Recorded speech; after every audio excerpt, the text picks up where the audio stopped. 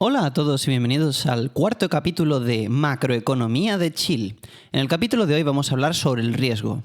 ¿Nunca os ha pasado eso de que alguien os dice: es que eso que tú haces de invertir en acciones, eso tiene mucho riesgo, es muy peligroso, tiene mucho riesgo? ¡Ah! Bueno, pues vamos a hablar de eso.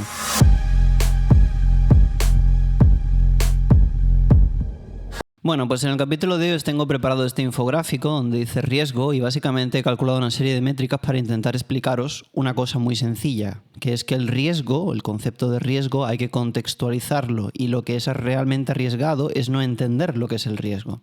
Es por eso que os quería explicar hoy cómo va esto del tema del riesgo. En el capítulo anterior de Macroeconomía de Chile lo que cubrimos era la inflación y cuál era el origen de la inflación y cómo medirla en función de los diferentes agregados monetarios, el M0, M1, M2, ¿no? Y cómo estos agregados monetarios nos dan una especie de índice, una especie de idea, orientación sobre cuál es la expansión del suministro monetario, cómo de grande es esa expansión, para poder contextualizar cómo de grande es la pérdida de poder adquisitivo del dinero. Bien, si nosotros intentamos medir la inflación, podemos ver dos métricas. Tenemos una métrica que es la que nos da el gobierno y otra métrica que es la del suministro monetario real.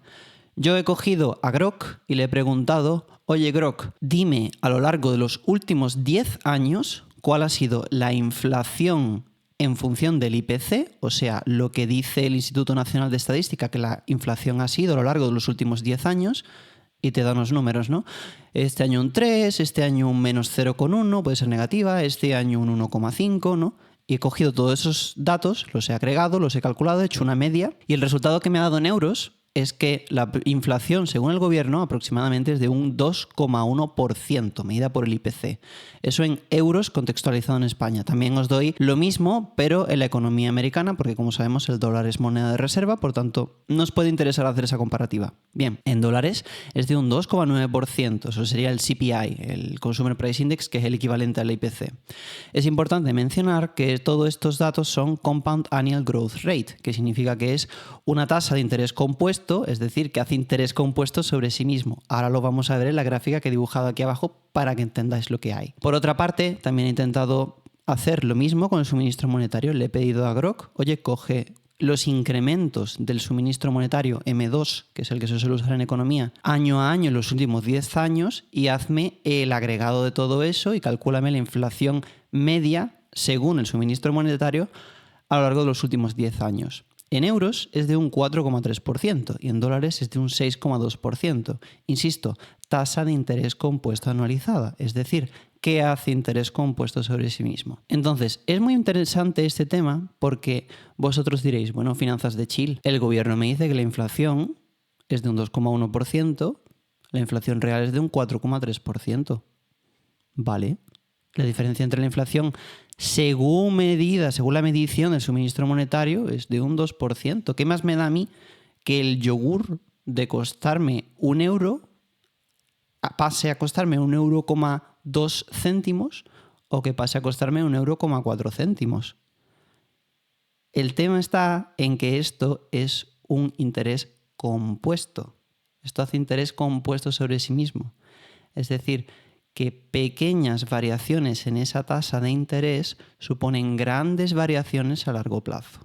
Vamos a ver por qué. Aquí he cogido yo y le he dicho a Grok que me plantee en una tabla el resultado de hacer esta tasa de interés compuesto a 10 años nuevamente, estamos viéndolo todo a largo plazo, y aplicando esa tasa de interés según el IPC o según el crecimiento del bueno, en este caso me he puesto M3, creo que esto es una errata, es un M2, ¿vale? Lo he puesto mal Grok. Sea como sea, si nosotros tenemos 100 euros y a esos 100 euros le ponemos un 2,1%, en el año 0 son 100, en el año 1 son 102,1, en el año 2 son 104,2 y vemos cómo va creciendo. Para el 10º año, los 100 euros iniciales han pasado a ser 123. Tengamos en cuenta que esto es lo que incrementa el coste de los bienes y servicios. Es decir, no es que estemos ganando ese dinero como inversión, sino que es lo que estamos viendo, que las cosas alrededor nuestra crecen en precio, lo que nos cuesta comprarlos, el parné que necesitamos para comprar esas cosas. Y eso es según el IPC. Es decir, que al cabo de 10 años habremos visto un 23% de incremento en los precios.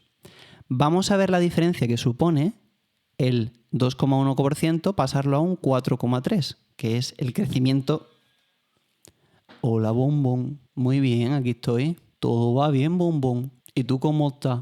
¿Por qué? ¿Qué te ha pasado? Me ha llamado la abuela, los gajes del directo. En fin, lo que estaba contando, que si nosotros comparamos el interés agregado compuesto de un 2% versus un 4% al final, lo que uno tiene es que al cabo de 10 años, que es el plazo de inversión que yo estoy calculando aquí, la diferencia es más que notable.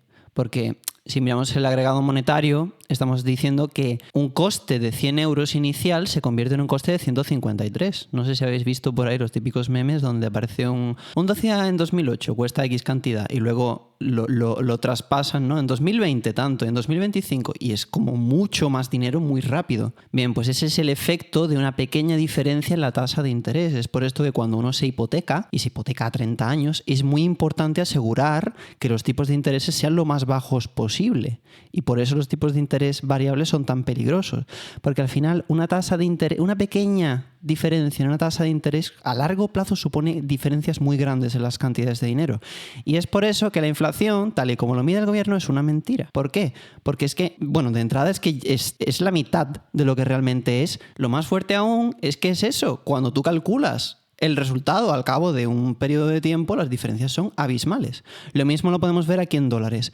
En dólares, para más INRI, porque como tienen la moneda de reserva global y hay mucha más demanda de dólares en el mercado internacional que no de euros, pues claro, tú calculas el IPC oficial y sale un 2,9% en los últimos 10 años. Sin embargo, tú calculas el valor de ese agregado monetario del incremento que hemos visto en el M2 a lo largo de 10 años y, bueno, un precio de $100 según el IPC se convierte en un precio de 133 del producto medio según el gobierno, y luego cuando calculas el valor real tienes una tasa de un 6,2% anualizada, que al final algo que te costaba $100 pasa a tener un precio de 182 10 años más tarde. En definitiva, si extraéis una conclusión de aquí de este vídeo, la conclusión tiene que ser que el riesgo real aquí es el tener el dinero quieto, porque estáis perdiendo poder adquisitivo. Porque ese dinero es como un cubito de hielo que se está derritiendo. Mientras más tiempo lo dejes, más se derrite y al final acabarás por no tener nada. Al final acabas con un charco de agua. El riesgo real es no entender este fenómeno y sin embargo estar sometido a él inconscientemente. El riesgo real es ignorar esta realidad, que es a la que estamos todos sometidos por utilizar la moneda que el gobierno estipula que tenemos que usar, la moneda de curso, la moneda fiduciaria, porque estamos dentro del sistema fiat. Pero bueno, hasta ahora parece que yo solo he hablado de inflación otra vez, ¿no? Me parece que me estoy repitiendo el tema del vídeo anterior. Vamos a entender el riesgo un poquito más contextualizado y esta es la parte yo creo que es más importante del vídeo. ¿Cómo contextualizamos el riesgo? Es muy importante entender una cosa. El concepto de la tasa libre de riesgo, lo que en inglés se dice risk-free rate. Básicamente es cuando tú coges, en realidad esto se suele decir en el término de los bancos centrales, cuando tú tienes un banco central que está anclando el valor del dinero a una tasa, es decir, un banco central que presta dinero a un porcentaje, que son los tipos de interés, al final está anclando el precio del dinero, el precio que cuesta pedir prestado dinero, y se dice que es la risk-free rate, la tasa libre de riesgo. ¿Por qué? Porque el Banco Central no puede hacer default, porque son los que imprimen el dinero. Ellos no pueden impagar. El Banco Central nunca va a impagar una deuda. La Fed no va a dejar de pagar una deuda. El BCE no va a dejar de pagar una deuda. ¿Por qué? Porque tienen la máquina de imprimir dinero. Por tanto, se considera que la tasa a la que ellos prestan el dinero está libre de riesgo. ¿Por qué libre de riesgo? Porque son los que emiten la moneda.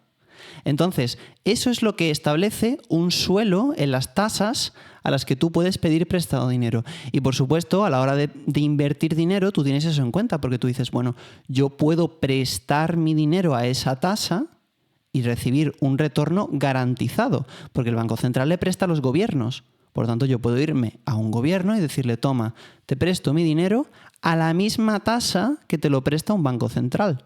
Y se supone que eso está libre de impago porque también es un gobierno, ¿no? Esa es la tasa libre de riesgo. Establece, al final es una mezcla entre el Banco Central y el gobierno que establecen, digamos, el precio del dinero. Entonces, la tasa libre de riesgo es porque el riesgo de impago es mínimo, sin embargo, el retorno por consecuente también es mínimo porque son los que están estableciendo el suelo. A partir de ahí según tú empiezas a incrementar el riesgo, en vez de prestarle mi dinero al gobierno, se lo presto a una empresa. En vez de prestárselo a eso, se lo presto a otro tipo de entidad gubernamental. En función de a quién le estés prestando ese dinero, por supuesto, el riesgo de impago va creciendo. Y según va creciendo, también la tasa de interés que tienes que pedir tiene que ser mayor. Eso es una cosa a entender. El riesgo va siempre de la mano del retorno. Cuanto más estamos arriesgando, más dinero tenemos que pedir, más rentabilidad tenemos que pedir a cambio. En renta fija tenemos los tipos de interés. Yo lo he puesto a 10 años, ¿vale? Aquí he puesto RFR, Risk Free Rate, es lo que pone arriba. Si nosotros pedimos prestado dinero en euros a 10 años, aproximadamente el retorno medio que han dado los bonos europeos han sido de un 1,6%, y aquí he puesto entre paréntesis. Por supuesto es interés compuesto anualizado, lo que he puesto aquí arriba, lo que he explicado ya aquí arriba, ¿vale? Bueno, pues esa tasa de interés compuesto es de un 1,6% por culpa del CIRP, que es la política de Zero Interest Rates, que en definitiva eso es la política que han tenido los bancos centrales desde el 2008, que rompieron el sistema monetario, básicamente, de reducir tipos hasta el cero para mantener la economía, digamos, en, ¿cómo se dice?, en un soporte vital, básicamente. La economía está básicamente con una máquina ahí que está bombeando dinero, porque si no, no funciona. Y ese es el motivo por el que los tipos de interés han estado tan bajos, y por eso la renta fija paga tan poco dinero. Si lo miramos en dólares, la película no es mejor. Estamos viendo de un 1,5% de interés en los bonos a 10 años en promedio, y ese es el interés compuesto que generarían, ¿no? Esa tasa de interés compuesto. Sin embargo, muy importante mencionar, cuando tú compras un bono, tú estás comprando un instrumento, y ese instrumento tiene un precio. Imaginaros una acción. Esto se ve mejor con las opciones. Tú compras acciones de una empresa y recibes una acción, y esa acción paga un dividendo, ¿no? Pero, ojo, son dos cosas distintas. Una cosa es el dividendo que te va pagando, que no está garantizado y depende, ¿no? Y por otro lado es el valor subyacente de esa acción. Tienes dos cosas distintas. Una cosa es el valor de la acción y otra cosa es el dividendo. Eso lo entiende todo el mundo. Ahora, en bonos, ¿cómo funciona eso? Una cosa es el valor subyacente de sostener ese bono, y otra cosa es el pago. El pago está garantizado a cumplimiento siempre y cuando la entidad emisora no haga default. Si es un banco central, si es un gobierno, se supone que no pueden hacer default. Pero lo importante también es que el bono tiene un valor subyacente. Bien, pues la volatilidad histórica de ese subyacente es de un 6 a 9%. Es decir, que si tú has comprado un bono en el peor momento, cuando los bancos centrales estaban prestando dinero al 0,5, tú has comprado un bono que te paga un 0,5 anualizado a 10 años. El valor de ese bono cae cuando suben los tipos de interés, porque ahora el Banco Central está ofreciendo bonos que pagan un 4 o 5% anualizado a 10 años. Por tanto, ¿quién quiere el bono que tienes tú? El valor de ese bono cae. O sea, que la renta fija, lo que está asegurado, lo que es libre de riesgo, tiene volatilidad. Así quiebran muchos bancos. Esto es lo que le pasó al Silicon Valley Bank. Que los bonos que habían comprado los habían comprado cuando los tipos de interés estaban tan bajos que en cuanto subieron tipos de interés, después de la política de despilfarro del COVID, suben los tipos de interés la Fed, quiebra un banco. ¿Por qué quiebra el banco? Porque los bonos, el valor nominal de esos bonos, cae al subir los tipos de interés. Entonces tenemos que entender que incluso los instrumentos de renta fija, que están garantizados, no son arriesgados, tienen riesgo y tienen volatilidad. Eso es muy importante entenderlo. Entonces, si expandimos este concepto, como iba diciendo antes, un poquito más a un mercado más abierto, si hablamos de renta variable, por ejemplo, podemos mirar índices como el S&P 500 o el STOXX 600 en Europa. Podemos ver que en Europa, como somos los mejores, el interés compuesto, la tasa de interés compuesto a 10 años que nos ha dado ese producto de renta variable con dividendos reinvertidos, muy importante, es de un 5,8%. ¿Ves? He puesto aquí DIV-AC, dividendos acumulando, ¿no? Es decir, que tú has podido recibir un retorno de aproximadamente un 6% promedio anualizado. Por supuesto, hay años buenos y años malos, depende de los flujos de dinero, los ciclos de la economía y tal, pero tú has podido recibir aproximadamente un 6% entre amigos. No está mal. No está mal. Si por en contra has invertido en renta variable americana, has obtenido casi el doble. Y como hemos visto, pequeñas diferencias en la tasa de interés suponen grandes diferencias en el monto resultante al final del plazo. Entonces, entre un 6 y un 11,5, no es que se vaya un poquito, se va una barbaridad cuando aplicas esa tasa de interés compuesto a lo largo de 10 años. Se va un montón de dinero. Estos instrumentos han tenido una volatilidad histórica, según he calculado con Grok, de aproximadamente un 20%. Ojito, porque lo que acabamos de decir es que los instrumentos de renta fija tienen entre un 6 y un 9. En este caso tienes una volatilidad ligeramente superior, un 20%, pero es que tus retornos de esa inversión son mucho más altos. En cuanto tú hayas tenido ese instrumento, en cuanto tú hayas sostenido tu S&P 500 el tiempo suficiente para que ese instrumento tenga suficientes ganancias, puedes aguantar una pérdida de un 20% sin que eso suponga que pierdas el principal. Es decir, que cuando ya has ganado, pierdes sobre ganado. No tienes pérdidas sobre el dinero que tú has metido, sino que tienes pérdidas sobre el dinero que ya estabas ganando. Muy importante tenerlo en cuenta. Entonces, más volatilidad, un 20% de volatilidad, sí, pero más retorno. Y a largo plazo ese retorno se nota, como hemos enseñado arriba. Entonces, bueno, lo que quería explicar aquí de la tasa libre de riesgo es que, suponiendo que tú inviertas en acciones, si tú quieres comprar una acción de una empresa, para tú comprar esa acción tiene que tener una tesis, una premisa de que esa acción va a crecer más rápido que el índice. Porque la tasa libre de riesgo, es decir, donde tienes la mínima volatilidad, el mínimo riesgo y los máximos retornos ajustados a ese nivel de riesgo, es en el S&P 500, es en el índice. Entonces, cuando tú vas a comprar una empresa, el coste de capital, lo que esa empresa tiene que devolverte para que tú la compres y para que sea una inversión rentable, tiene que ser el retorno del índice o superior. La mayoría de las empresas no superan los valores de retorno de un índice. Eso es una realidad, porque es muy duro, es muy difícil. Las únicas empresas que consiguen vencer los retornos de índice son las grandes empresas tecnológicas y algunas empresas durante un periodo de tiempo. Pero la inmensa mayoría de las empresas no consigue vencer el índice. Es por eso que la mayoría de las empresas no vencen el coste de capital. Esto es uno de los síntomas de una economía fiduciaria, por cierto. Entonces, lo que tenemos que entender es que cuando tú vas a invertir, la tasa de riesgo mínima, la mejor inversión ajustada al riesgo es el índice. Y cuando tú vas a comprar cualquier empresa individual, más te vale asegurarte de que el retorno de esa empresa va a ser el del índice o mayor, porque ese es el precio del dinero.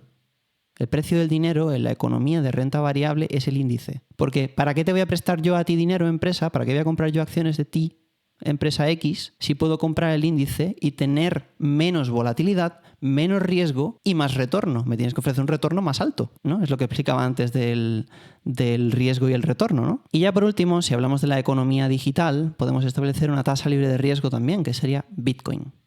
Bitcoin, al ser la criptomoneda más grande, más consolidada y al final la que hay una cierta certeza de que no es una estafa, pues de facto se supone que el coste del capital en la economía digital, si tú quieres emprender en la economía digital, si tú quieres empezar un proyecto, si tú quieres empezar una empresa, si tú quieres empezar una IA que produce unos ingresos y esos ingresos están en un token, lo que sea que te quieras montar, esa película, el coste de capital de la economía digital es Bitcoin. ¿Por qué? Porque es lo que todo el mundo entiende, es lo que está consolidado, es lo que es dinero, es lo que no es una estafa, es un acuerdo colectivo que todos estamos haciendo de, oye, esto es dinero, esto es más dinero que el dinero que te da el gobierno, esto es el dinero en la economía digital y por tanto, para que yo invierta en ti, proyecto criptomoneda con el perro que está así X, me tienes que dar más que lo que me da Bitcoin en retorno. Bitcoin da un compound annual growth rate, una tasa de interés compuesto anualizado, de un 60% anualizado, promediado a 10 años. Insisto, si pequeñas diferencias en un interés, en un porcentaje, suponen gran diferencia a lo largo de un plazo, si estamos saltando en la renta variable americana de un 11,5% a un 60%, pues imaginaros. Bueno, de hecho, no hace falta que imaginéis mucho. Esto es lo que pasa. Esto es lo que pasa. Crecimiento exponencial. Crecimiento exponencial, ¿por qué? Porque tienes interés compuesto de un 60% a lo largo de un periodo muy largo. Pequeñas diferencias al principio son grandes diferencias al final. Eso es esta gráfica. Esta gráfica, si la pones, por cierto, en una escala logarítmica, tiene una pinta muy diferente. Por eso se dice que Bitcoin es una power law, en fin, ya eso es otro tema. La cuestión es que un 60% es una locura. Por supuesto, si lo mides en dólares, pues es más o menos igual. ¿Cuál es el tema de esto? Pues que, lógicamente, la volatilidad histórica en los últimos 10 años de Bitcoin es de un 80%. Bitcoin tiene grandes caídas, grandes apreciaciones. Por supuesto, como estábamos hablando, esto es el máximo exponente de lo que estaba explicando. Por un lado tienes el riesgo en el sentido de la volatilidad del precio que vale en cada momento eso, y por otro lado tienes los retornos que tienes que exigir para esa volatilidad. Bien, pues se dice que Bitcoin es la mejor inversión ajustada al riesgo, risk adjusted, básicamente. Que el precio de Bitcoin está mejor que nunca risk adjusted. ¿Por qué?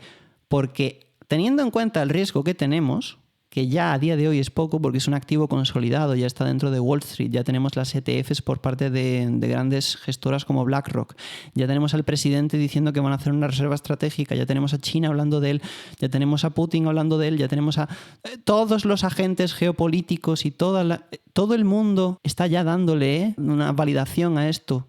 Es dinero y se sabe. Entonces, teniendo en cuenta eso, el riesgo realmente empieza a ser bajo, porque es un activo deseable. Y los retornos que está dando son muy altos. Por tanto, ajustado al riesgo que hay, tenemos una tasa de retorno muy alta. Por supuesto, hay que saber aguantar esa volatilidad, pero si eres capaz de aguantar esa volatilidad, Bitcoin es, ajustado al riesgo que supone, el mejor retorno de inversión. Y es por eso que podríamos argumentar también que dentro de la economía digital, si te vas a meter en el criptotoken del perro que está así, pues ya le vale al perro que está así el superar el rendimiento de Bitcoin, porque si no, vaya mierda de proyecto.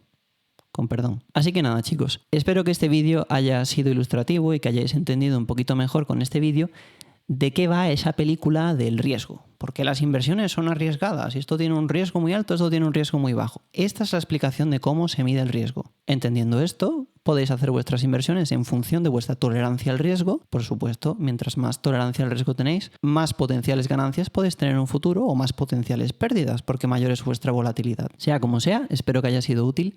Si es así, dejadme un like y un comentario. Muy importante que me dejéis likes y comentarios, que el canal, si no, no crece. Y esto no lo hago, verás, sí, lo hago gratis. Lo hago gratis, pero me hace ilusión. Mi único pago es vuestra gratitud y que el canal crezca. Yo no gano dinero con esto. Entonces, bueno, por lo menos, chicos, dejadme un like y un comentario, que no os pido nada. Que trabajo gratis. Gracias por estar ahí. Nos vemos en el siguiente episodio de Macroeconomía de Chill. Chao.